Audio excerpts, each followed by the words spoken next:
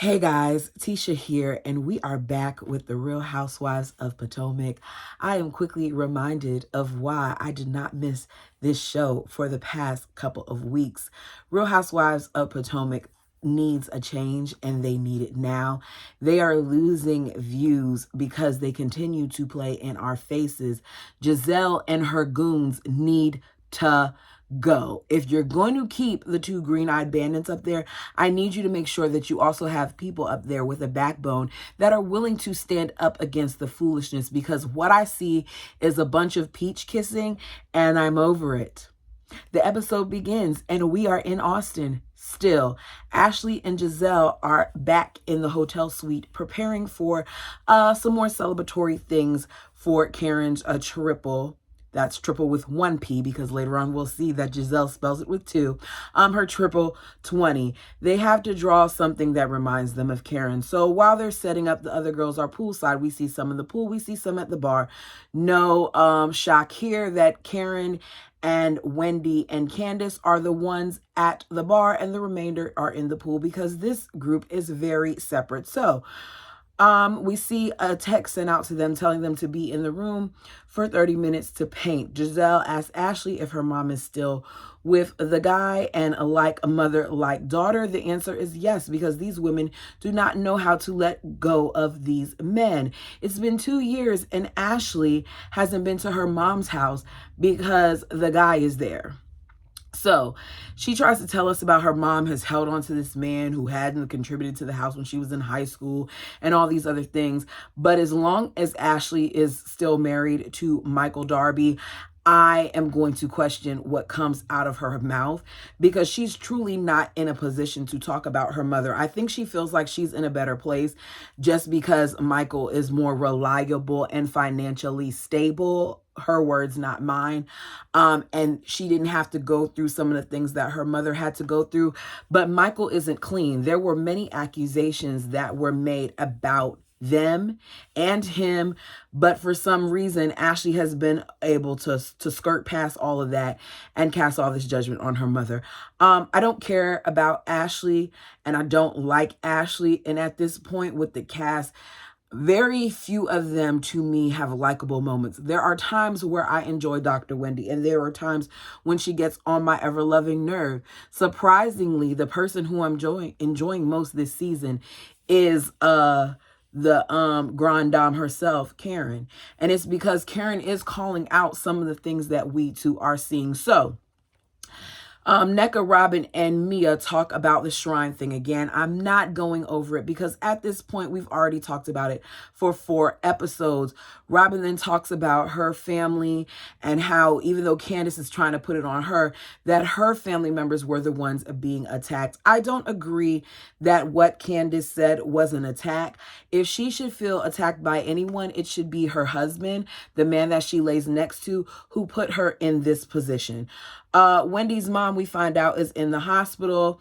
Even though Wendy knows this, she's still in Austin. It must not be that serious, because I would have left as soon as I would have found out that my mom had to go to the hospital for something. I don't like her using her mom being in the hospital as an excuse to why things with Nneka is so messy and correlating it together. I feel like it should be separate. One thing has nothing to do with another, and Candace basically says the same thing in her confessionals. We then see the ladies arrive at the suite where they're told that they're going to paint their best Karen. This trip is boring, but Karen is making the most of this little birthday exercise. The ladies are enjoying it. We later see them reveal their pictures. I'm only going to talk about the ones that were worth talking about. So Wendy had this picture, and in her picture, Karen has a crown and she has a mole with 2 hairs coming out of it because she said those 2 hairs are important. Karen laughs at it. She's a good sport. And she says those 2 hairs are hard to pull out. I like when they're like this. Even though there's tension, they can have some good moments, but unfortunately, it always gets ruined by somebody like Ashley. Anyways, Nneka draws her looking like a potato head with a beard, and Karen references the fact that she basically gave her a beard. Giselle drew Karen, and she was real happy to have it, you know, up there with the part, and put Jizzy and all that other stuff up there, but she did not spell triple correctly. She had one too many P's. Giselle has so much to say about everybody else, but I need Giselle to pay attention when she's writing. So Mia drew her with tractors and Ray representing Surrey, and I just was like, okay. Robin drew a blue check, like the check on the Twitter that we found out that Karen didn't even realize that she was paying for, and $11. They all laughed about it. I didn't really feel like it's that funny, but then again, I really don't care for Robin at this point. So I was like annoyed with the whole thing. And I felt like, okay, that wasn't really, it wasn't funny to me. Anyways, Karen let her know that Robin is funny, and despite everything that they've gone through and all the back and forth, she does feel like if they could get on a good place, she would like to know her better. After this many seasons, what else do you need to know? They then present her with, instead of a cake, an apple pie. Karen laughs at that too, blows out the candles. Find out that the ladies are going to go to dinner and then a drag show where everything,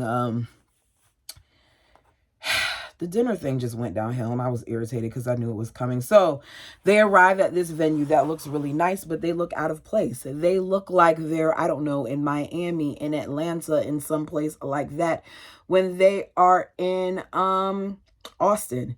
Everybody else has clothing on, not as loud colors, things of that nature, but I'm gonna let it go, even though we see butt cheeks and everything else at the dinner table. Their attire would have been perfect for the drag show, but I don't think it really went well for this. I will say though, I did like Robin's two-piece blazer and pants. That to me was cute. Ashley talks about how it's important for them to support the queens because right now they're under attack, and that's one of the reasons why she wanted to do this show. Mia talks about how she's probably going to do a split there. Wendy let her know that she feels like her butt is getting bigger, and Mia says it's because she gained weight. I'm not jumping in to bed with someone who threw a beverage in my face. I just feel like Dr. Wendy sitting next to her and her sitting there acting like she's overly concerned about stuff that's going on. It irritates me because Mia's not really Wendy's friend, and Mia is playing both sides, but she's more so with the bandits. Anyways, she talks about how there's a lot of things that she's been dealing with, and that's why her weight fluctuated. As I said before, I don't care. At this point, we know that Mia and Gordon aren't together, and she's been seen with an ex and all these other things, so who cares? So the food arrives, and Ashley, while they're eating, wants to know if everybody has a good time. As soon as Ashley opened her mouth and she wanted to know if everybody was having a good time, I knew that this was about to be some mess. So she says, when we were going home in the car yesterday, Candace, you were very emotional about the state that you and Robin were in. She says, so she wants to know why Candace thought it was okay to bash Robin on social media. I don't understand why Ashley always feels the need to be someone else's mouthpiece. But here she is. She feels like the remorse in the car was just an act and that the actions don't line up. Instead of Ashley focusing on Candace, Ashley needs to focus on herself. So it was okay for Robin to record Mia when she threw a drink at Wendy. That, if I recall, was even on TMZ. So that's an example of stuff being put on social media. It's okay for Robin and Giselle to talk about the situation with Chris along with other cast members on their podcast. A podcast is a form of social media. It's okay to talk about the cheating allegations that she's done over the years with other people's husbands. It's okay to put that on social media. It's okay to have her friend talk about what Candace's husband supposedly did, even at BravoCon, but yet you don't address any of those things. You just want to talk about what Candace did on social media. Yeah, okay. I am tired of these females. Please understand I'm tired. So Candace says, I'm not addressing you anymore. And I don't blame Candace because Ashley is always starting something and then hiding her hands. The energy of the event was fine. They were coexisting. It wasn't a big deal. But here you are and you had to bring it up knowing that Robin was going to turn this into something else anyway because Robin is forever the victim. Anyways, she says, you can address me all you want, but the difference between me and you, Candace, is that I say it to the group and you say it to the internet. Does Candace say a lot on the internet? Yes. But they all do, including Ashley. Ashley also says things behind other people's back and doesn't get held accountable for the things she says. So I'm not going to go over that whole exchange with them line by line about the kiss and butt. No, I want to see you walk away. And I'm not going over that. At some point, Robin feels like they don't need to go to the internet about things. Once again, they all do it. They go back and forth about that some more, and the mood is ruined because of Ashley. They do not handle things correctly. These women never sit down, have a full conversation, and let it go. It's always like bits and bits and bits, and because they can't come to some conclusion about it, they're just going to keep talking about it. So Wendy says, can I jump in here for a moment, Robin? Is there anything to be done, basically, that can rectify this situation? Robin says, while talking, even though this was directed to Robin from Wendy, she's not looking at Wendy. Instead, she's turning to her left, looking at Ashley, saying that what Candace did was unforgivable, that you don't go on a public platform and trash someone, as I've said by now at least 3 or 4 other times, even though they've done it. Robin's done it. She says, now you want to come to the group, this is Candace, and act like, oh, I'm a damsel in distress. Robin says, run to Twitter. I'm not playing the victim, that this is my reality. Robin says, none of us should use social media to weaponize against each other. Mia and Giselle, as she says this, toast to this. And I'm sitting there like, see, this is the stuff that I'm talking about.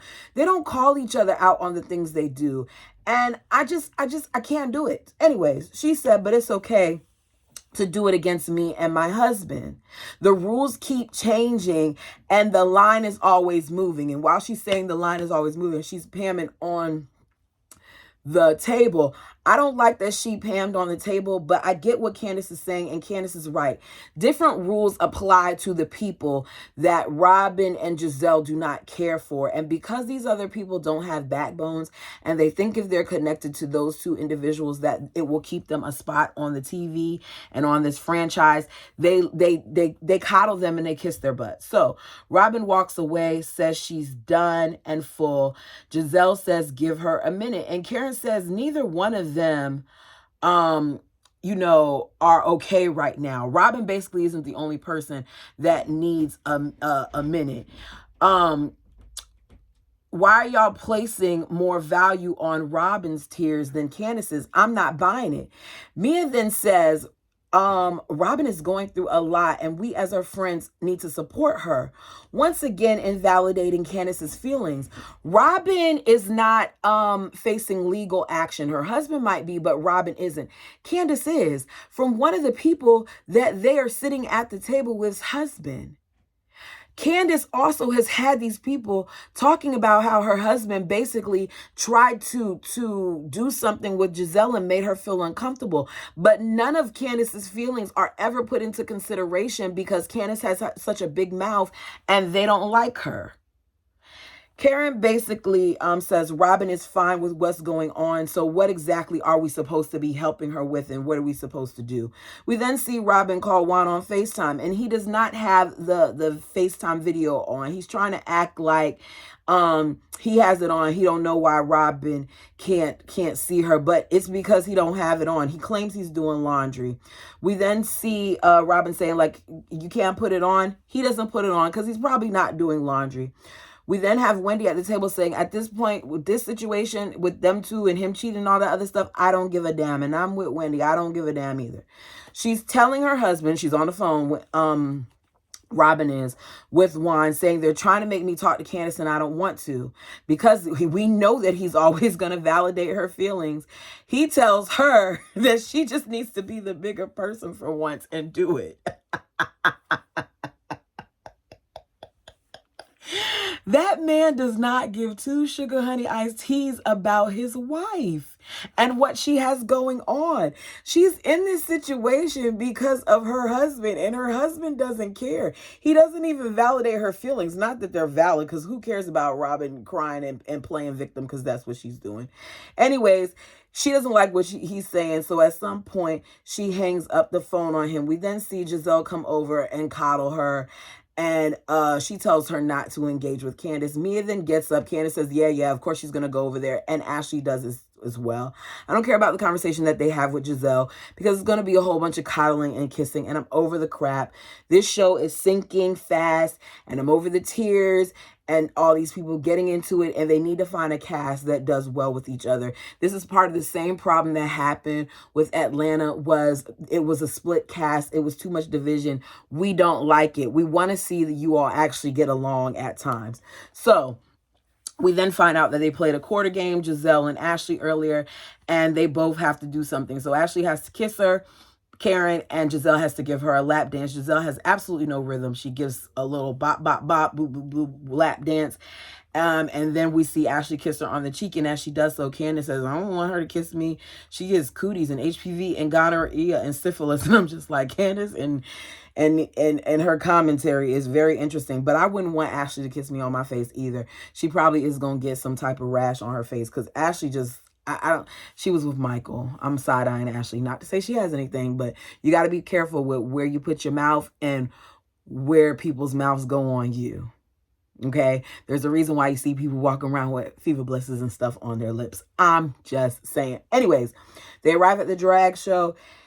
Candace says, oh, they're going to the drag show. They see them get in cars. She said, make sure you're going in the right car. She didn't want Ashley in the car with her. And as a result, Ashley got in the car with her to be funny because Candace doesn't want her in there. It's all dumb. It's kind of childish. Like, you could have went in the other car and just came the same way you came because you didn't ride with her there. Anyways, they arrive. Wendy is living her best life. She's never been to a drag show and she's having fun. We then see Karen, Wendy, Nneka, and Mia and Ashley get called on the stage. They all take shots minus Mia. They do runway walks. They do well. But as Wendy is doing hers, Nneka is the only one who wants to be childish and do 2 thumbs down when Wendy's doing it. And she did a good job, so it didn't make sense for her to do that. And Wendy looked good in her blue. It's not that serious. Robin says something like, with the hard time that she's been giving her, I would do the same thing. The hard time started because of Nneka. It didn't start because of Wendy. Now, did it continue on too much? Yeah. Did it become something stupid? Yeah, but it's not that serious. We then see Karma. She's the first to get eliminated. Her outfit didn't look right, and neither did the stuff that she was doing. Karen wins. It's her birthday. That's the end. You all, please like, comment, and subscribe. And until next time.